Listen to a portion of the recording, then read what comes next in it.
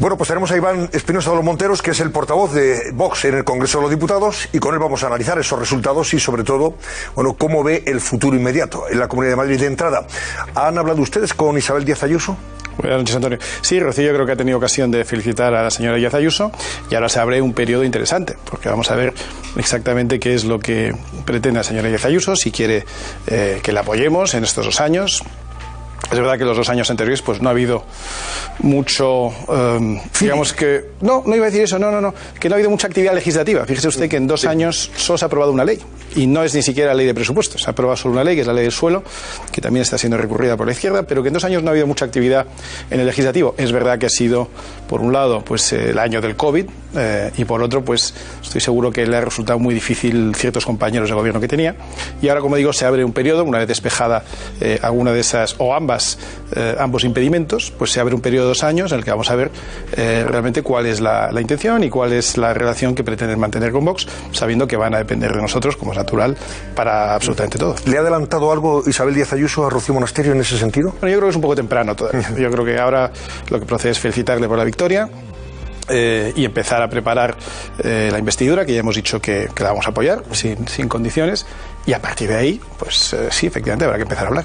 O sea, no van a poner ninguna condición para apoyar esa investidura. Eso ha dicho ya Santiago Abascal y Rocío Monasterio, que no van a poner condiciones para la investidura. Sí. Para la investidura. A partir de ahí se abre un periodo de exactamente 2 años que tenemos por delante hasta las siguientes elecciones, donde si quiere que se aprueben unos presupuestos, si quiere que se apruebe algún tipo de legislación, algún tipo de ley, pues tendrá que contar, me imagino, con nuestros votos. Quizá usted decía que lo ve muy difícil que se ponga de acuerdo con el PSOE. Bueno, si uno yo mira, no lo veo, desde luego, si uno, a día de hoy, no sé. Claro, pero si uno mira lo que está haciendo el Partido Popular a nivel nacional, pues eso es bastante más probable. Incluso parece más probable que se pongan de acuerdo con el PSOE que con Vox en muchos aspectos, ¿no? Y ya lo estamos viendo en algunas cosas, en el reparto de jueces, en el reparto de televisión española, es decir, en muchos sitios donde se ponen de acuerdo antes entre ellos que el PP con Vox, que eso parece que no tiene mucho deseo. Luego va a ser interesante ver si pesa más la opinión de la señora Ayuso, que parece que es más proclive, digo parece, no me atrevo a adelantarlo, o si pesa más la opinión del Partido Popular, de Génova, que parece que están encantados de no tener relación con nosotros. Bueno, hoy de todas formas, yo no sé si eso les tranquiliza o por lo menos le aclaran las cosas. Hoy Isabel Díaz Ayuso ha estado con Carlos Herrera aquí en COPE esta mañana, y lo primero que, bueno, entre otras cosas, uno de lo que ha dicho Isabel es que tiene claro que ella abre de momento la posibilidad de abrir su gobierno a gente de Vox e incluso de Ciudadanos. O sea, que esa disposición por su parte parece que está ahí. No sé si ustedes eso lo acogen ya de una manera positiva o con reservas. Bueno, yo creo que es una muy buena predisposición, no cabe duda, no se puede decir otra cosa. Lo que pasa es que eso choca frontalmente con el famoso hasta aquí hemos llegado de Génova, o con lo que están filtrando a los periodistas, hemos acertado separándonos de Vox. Si ambas estrategias son perfectamente respetables, lo que pasa es que son incompatibles. Entonces el Partido Popular va a tener que elegir qué alma desea. El alma del Partido Popular que encabeza el señor Casado, que es pues acercarse mucho más al Partido Socialista y buscar ese consenso socialdemócrata en el que está instalado muy cómodamente, o el alma que al parecer propone la señora Díaz Ayuso, que se parece mucho más a lo que propone Vox, o tiene más puntos en común, también tiene muchos puntos de diferencia, muchos puntos de contraste, pero sin duda una actitud pues más favorable al entendimiento. Como digo, si ambos caminos son perfectamente legítimos, pero lo que son es incompatibles entre sí, tendrán que elegir cuál de los dos prefieren. ¿Ustedes pedirían en cualquier caso entrar en el gobierno de Isabel Díaz Ayuso para estos 2 años a cambio de prestarle ese apoyo para... Nosotros hemos dicho que la legislatura, lo que queda de legislatura? El apoyo para la investidura es incondicional. Sí. No hemos puesto ninguna condición, tenemos interés en escuchar cuál es su intención, pero claro, lo que sí vamos a poner lógicamente serán condiciones según vaya avanzando el tiempo para cada cosa que se quiera aprobar. Usted quiere aprobar una ley de presupuesto, muy bien, pues quizá eso es la clave, tendrá que tener bueno, pero hay muchas cosas, la ley de presupuesto, la ley de ideología de género, la de educación, hay muchísimas cosas en las que nos gustaría participar y aportar, digamos, nuestro input o nuestras ideas, nuestro punto de vista, porque creo que hay muchas cosas mejorables en la Comunidad de Madrid. No olvidemos que el Partido Popular de la Comunidad de Madrid durante muchos años ha estado en el frontispicio de las políticas progres en España, ha estado muy por delante incluso el Partido Socialista en muchos aspectos, ¿no? Por tanto, yo creo que hay mucho por mejorar y mucho por modificar, si es que quiere contar con nuestro apoyo, pero vamos, como digo, estas cosas las iremos viendo con el tiempo. Eso que muchos han interpretado, bueno, algunos analistas han interpretado, hombre, el paso de ayer en las urnas a tenor del resultado para PP y Vox es el principio para una reunificación de la derecha en España. Yo lo veo eso muy lejano a tenor de lo que usted está contando y diciendo aquí. Pero es que yo creo que es posible, realmente. Bueno, es decir, primero, la terminología es importante, ¿no? La reunificación implica que alguna vez estos proyectos estuvieron unidos, ¿no? Cosa que yo no veo. Yo veo dos proyectos muy separados. Yo veo un Partido Popular pues muy entregado al consenso socialdemócrata, muy entregado a la Agenda 2030, que es una cosa muy complicada de explicar, pero en fin, que tiene que ver mucho con la imposición de ideas, vamos a decir, progresistas, por ser amables, que nos imponen desde el exterior y que nadie ha votado aquí, y que tiene pues esa visión globalista que todos los países tienen que seguir estas ideas. Veo un Partido Popular muy entregado a ese tipo de ideas, y nosotros tenemos unas ideas distintas que son difícilmente compatibles. Claro que hay puntos en común, como es natural, y tenemos muchas más diferencias con la izquierda, o muchas más diferencias con el separatismo, que son nuestros auténticos enemigos, o rivales, vamos a decir, en algunos casos enemigos. Pero nosotros hemos venido aquí para parar a la izquierda, y en el conjunto de España para frenar a la izquierda y al separatismo. En la medida en que las propuestas o las iniciativas del Partido Popular vayan por ese camino, nos pondremos de acuerdo. En la medida en que sean poner una cara más amable o un mejor traje a ideas de la izquierda, pero aplicadas por el Partido Popular, pues ahí no nos pondremos de acuerdo, que eso, por desgracia, es lo que ha pasado durante mucho tiempo. Entonces, ¿ellos están dispuestos a ir por la senda que marca Vox? Nos pondremos mucho más fácilmente de acuerdo. ¿No están dispuestos a encontrar esa senda? Pues será más difícil, como es natural, porque, como digo, yo creo que son proyectos diferentes y diferenciados. Pero usted ve, por ejemplo, diferencias notables entre el PP que preside Casado y el gobierno de la Comunidad de Madrid que ha presidido hasta el día de hoy, va a presidir Isabel Díaz Ayuso. Bueno, yo creo que eso no es que lo vea yo, sino que lo ven muchísimos votantes, muchísimos madrileños. Yo he oído a muchísima gente decir que yo no voto al PP, yo voto a Ayuso. Esa ha sido una frase muy extendida. Y de hecho, se nota que en esta campaña no ha intervenido el Partido Popular de Génova. No se ha visto al señor Casado, como se le vio, por ejemplo, en Cataluña, donde obtuvo el resultado que obtuvo. Yo creo que la lección que han aprendido es que el Partido Popular de Génova no es especialmente atractivo para los españoles. Ayuso, con el perfil que ha ido adoptando en estos últimos meses y con algunas cosas que ha ido haciendo, que por cierto se parecen bastante a las cosas que dice y hace Vox, pues ha tenido más éxito, no cabe duda. Pero a mí me cuesta creer, y de hecho me remito a lo que ha dicho hoy la señora Díaz Ayuso, digo que me cuesta creer que todos esos votos irían al Partido Popular en unas elecciones generales. La señora Díaz Ayuso ha dicho esta mañana que es consciente de que muchos de esos votos son, ha dicho, prestados. Sí. Yo creo que es un ejercicio de humildad que habla muy bien de ella. A mí no me gusta el término de prestados, porque eso implica que los votos ya son de un partido o de otro. Yo jamás considero, nosotros nunca consideramos que los votantes sean nuestros, de Vox. Los votos son del votante, y el votante elige libremente en cada elección, y puede tener una elección en las municipales, en las autonómicas y generales, y pueden ir cambiando, y para eso son soberanos los votantes, ¿no? Pero lo que sí creo que está diciendo la señora Díaz Ayuso, yo creo que estamos de acuerdo con ella, y insisto que es un ejercicio de humildad, es que asume que no todo el mundo que le ha votado a ella votaría al Partido Popular en las elecciones generales en la Comunidad de Madrid. Y yo estoy bastante de acuerdo con eso. O sea, ¿usted cree, por ejemplo, que no se pueden extrapolar los datos de la Comunidad de Madrid al resto de España? Bueno, los datos son extrapolables. ¿Son extrapolables o no? Señor Casado, no se fíe usted que no son extrapolables. ¿Por qué? ¿Por qué dicen ustedes eso, que no son extrapolables? Pues porque el fenómeno Ayuso es muy distinto del fenómeno PP. La señora Ayuso, como digo, ha acertado en cosas que tienen que ver con la forma de hacer política, las cosas que hacemos y decimos en Vox, y se ha aproximado bastante. No son las posiciones originales de la señora Ayuso. Si uno mira lo que decía hace unos años, pues no es ese digamos, el marco mental en el que ella operaba, pero está muy bien que haya evolucionado y está muy bien que se haya acercado un poco más a lo que nosotros decimos, hacemos y proponemos. Yo creo que es un gran éxito de Vox que las ideas que defendemos se acaben propagando, aunque las definan otros, aunque las definan otros. Entonces, en la medida en que la señora Ayuso ha defendido algunas ideas parecidas a las nuestras, otras no, pues eso es un gran éxito nuestro, que no hace falta que se apunte a un partido o a otro, es un gran éxito. Y por cierto, una cosa interesante que ha pasado en estas elecciones es, yo he hecho un análisis que he publicado en Twitter hoy sobre todas las elecciones autonómicas que ha habido en Madrid, y es que en estas elecciones todo lo que no es izquierda, para entendernos y no pelearnos si es centro, centro-derecha, derecha, todo lo que no es izquierda ha obtenido ayer el mejor resultado de la historia en la Comunidad de Madrid. Sin embargo, no es el mejor resultado del PP. El PP ha tenido mejores resultados hace algunos años, incluso concurriendo solo, pero cuando concurría solo ha sacado peores resultados que ayer, donde Vox y PP concurrían por separado. Por tanto, tanto desde el punto de vista ideológico, porque hay diferencias, como desde el punto de vista de rendimiento electoral, porque ha sido más productivo, creo que tiene sentido que proyectos distintos se presenten de manera distinta. Que somos capaces de influir sobre ellos y que nos van, digamos, un poco, se van aproximando a nuestro proyecto, fantástico. Es un gran éxito que las ideas que nosotros defendemos cada vez sean, digamos, más asumibles por un partido que la verdad es que se había desviado bastante de ese camino, ¿verdad? Hoy Santiago Abascal pedía elecciones generales. Claro, esa es una facultad que tiene el presidente del gobierno, y esa decisión parece que no la va a tomar, en cualquier caso. No parece, no. No parece, ¿verdad? ¿Eso es porque están ustedes convencidos de que ahora mismo en unas elecciones generales Vox podría darle el sorpaso al PP? Bueno, nosotros creo que en unas elecciones generales tendríamos un magnífico resultado. De eso no me cabe ninguna duda. Pero más allá de eso, yo creo que este gobierno tiene un pecado original, si se me permite un poco la expresión, y es que durante todo el periodo preelectoral, tanto en campaña como antes de la campaña, el Partido Socialista y su candidato Pedro Sánchez expresó de manera muy vehemente, muy clara, muy explícita y muy reiterada que nunca pactaría con Podemos, ese partido con el que pactó en apenas 48 horas después de las elecciones. Por eso hemos dicho siempre que este es un gobierno ilegítimo, no ilegal, es obvio que es un gobierno legal, pero es ilegítimo desde el punto de vista que se ha producido como consecuencia de un engaño muy claro. No es que haya un matiz en el programa, que hayan cambiado ligeramente, o que como consecuencia de la evolución de las cosas pues uno puede cambiar de posición, que eso puede pasar en la vida, yo lo entiendo.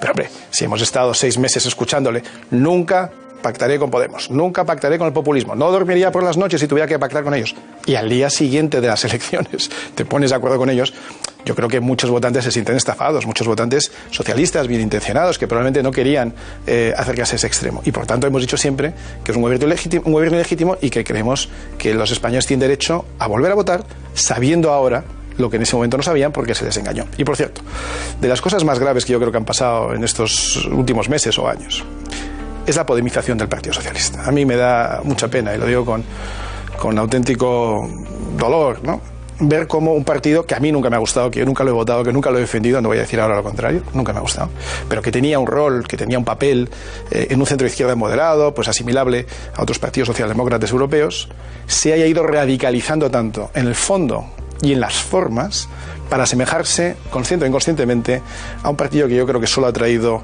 odio, ruina, dolor y enfrentamiento entre los españoles, como es Podemos.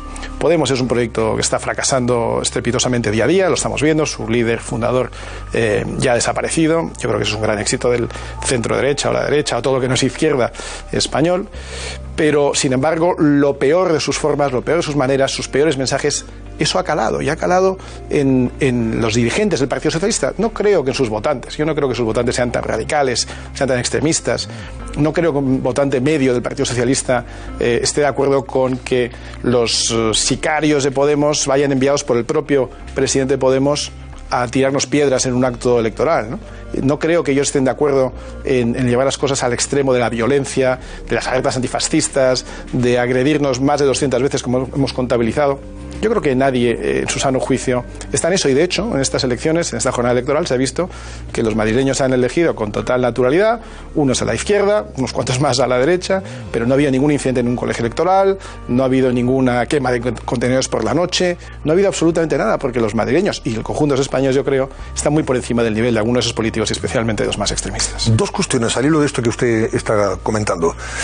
Vamos a ver, por un lado, aquí le preguntaba, precisamente hace algo más de una semana, le preguntaba a usted y le decía, bueno, si al final se cumplen las previsiones de las encuestas, si hay un triunfo rotundo del centro derecha en estas elecciones, ¿serviría para erradicar de una vez de la vida política española todo esto de las alertas antifascistas, todo esto de la extrema derecha, todo esto del fascismo, de los cordones sanitarios, etcétera, etcétera? Eso se ha producido ya. Ya no, en fin, se ha producido porque las elecciones son las de ayer y son los resultados. Y es verdad que eso no ha triunfado en las urnas. Está claro que lo que ha triunfado ha sido lo otro. Por eso le digo, ¿cree usted que a partir de ahora eso va a desaparecer? Pues por desgracia. ¿Va a erradicar ya, en fin, esta matraca del fascismo y de la extrema derecha y de la Pues por desgracia yo creo que no, por lo que decía antes, porque el Partido Socialista... Pero ya no está Iglesias, eso también es un factor a tener. Pero si es que lo grave, como digo, sí, no es que... O sea, Pablo Iglesias era representante de un partido que estaba en absoluto declive. Tiene solo 35 diputados y va aceleradamente hacia la descomposición. Acabará siendo un reducto pues parecido a lo que fue Izquierda Unida tradicionalmente en España, una cosa marginal, casi folclórica, que representa muy poca gente, que tiene derecho a existir y que tendrá sus pocos representantes en Congreso, pero que no será determinante. Pero el problema es el Partido Socialista, es que hoy, después de las elecciones de ayer, donde han quedado pues el Partido Socialista en muy mal lugar, la vicepresidente del gobierno, Carmen Calvo, ha vuelto a decir que muchas veces el fascismo se esconde tras la bandera de la libertad. Es decir, que han adoptado ese lenguaje y ahora parece que les va a costar cambiar y volver a ser un partido razonable. Insisto, yo no voy a votar nunca al Partido Socialista, jamás, y nunca me va a gustar. Pero hombre, entre lo que había en el Partido Socialista de los años 90, incluso, pero no porque lo diga yo, es que hoy uno escucha al señor Leguina, al que yo nunca voté, al señor Corcuera, al que yo nunca voté, al señor Guerra, al señor González, a los que jamás he votado, y que nunca ha sido partidario de ellos, pero uno les escucha y parecen hombres de Estado comparado con lo... Y lo son, no es que lo parezcan, es que lo son, comparado con lo que hay ahora en este Partido Socialista. Y esa es una de las tragedias, no quiero exagerar, uno de los problemas más graves que vive España actualmente, que la izquierda se ha echado al monte, espoleada por un partido absolutamente antisistema, antidemocrático, anticonstitucional, defensor de todo lo peor que le puede pasar a España, y en lugar de aplacarlos, en lugar de mejorarlos, ¿no? Como cuando se alían dos metales, pues normalmente el malo gana al bueno, y aquí es lo que ha pasado. No es que el Partido Socialista ha conseguido hacer un poquito mejor a Podemos, es que Podemos ha conseguido hacer bastante peor al Partido Socialista. Y esto es muy grave, porque Podemos pasa, pero el Partido Socialista permanece, aunque tenga vaivenes, aunque tenga bajones como ahora, pero es digamos, previsible que el Partido Socialista seguirá siendo un partido importante en España. Como siga por esta deriva, creo que no por muchos años, pero todavía por algunos años, y no puede ser que el Partido Socialista, que es todavía en el conjunto de España el primer partido de la izquierda, se haya convertido en una cosa tan intolerante, tan extremista, tan radical y tan alejado de la moderación. Pero fíjese, señor Espinosa de los Monteros, en las urnas de ayer el derrotado, muchos analistas también lo interpretan así, no fue Gabilondo, Ángel Gabilondo, el hombre, además le cambiaron la estrategia de campaña, en fin, todo su discurso, etcétera, etcétera, y ha sido una víctima probablemente de una mala campaña diseñada, dicen en la Moncloa, por un tocayo de usted, un tal Redondo, Iván. Sí.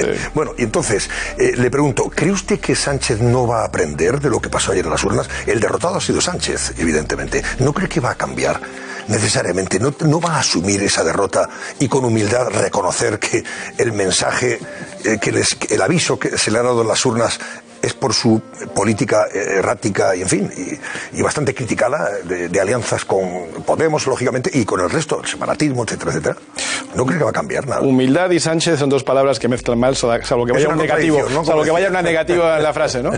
Pero no preveo ningún gesto de humildad. Sí preveo que el señor Sánchez estudie, analice desde su punto de vista qué es lo que más le conviene a él, qué es lo que siempre ha primado en toda su actividad política, ¿no? Lo que le ha convenido a él. Porque lo que está haciendo, yo no creo ni siquiera que sea bueno para el Partido Socialista, pero no le importa mucho. Lo que le importa es primero él, luego nadie, ¿no? Como decía el torero, primero yo, luego nadie, luego así el Partido Socialista y en último lugar España, que es obvio que no le interesa demasiado. Entonces, si él ve que cambiar de estrategia le conviene, cambiará. Pero no estoy seguro de que lo tenga tan claro. Es verdad que el señor Gabilondo se ha transformado. Yo le he seguido un poco en estos últimos 2 años en la Asamblea de Madrid y me ha parecido, de nuevo, una persona que yo jamás votaría, una persona que yo nunca apoyaría. Pero bueno, una persona razonable, una persona sensata, pues es un catedrático que ha sido rector de la universidad, que tiene unos principios, que tiene unos, insisto, muy distintos de los míos, pero con el que se puede conversar. Y en esta campaña lo han intentado radicalizar. Y se ha notado sus momentos de confusión, que a veces me ha dado incluso, no voy a decir pena, pero sí un poco de ternura ver cómo una persona que tiene una línea de comportamiento, pues ha decidido adoptar una distinta. Entiendo que presionada por Moncloa, por eso yo creo que es un fracaso en Moncloa y no del señor Gabilondo. El señor Gabilondo tenía una trayectoria, tiene una forma de ser, tiene una forma de expresarse, tiene unas ideas que todo el mundo conoce y eso llevaba por un camino. ¿Hubiera sido el camino a victoria? Pues probablemente no. Pero el camino que le ha marcado Moncloa, y el camino que me da igual que sea Pedro Sánchez que Iván Redondo, ha sido un camino de desastre, porque ha sido sorpasado por un partido muy respetable, pero mucho más pequeño, con mucho más tradición, con mucha menos historia, como es Más Madrid, que bueno, pues ha hecho una campaña suficientemente buena como para quedar de segundo partido. Yo creo que esto es algo realmente chocante e insisto, es probablemente sintomático de que ese camino de radicalización del Partido Socialista no es un buen camino. ¿Pedro Sánchez lo interpretará así?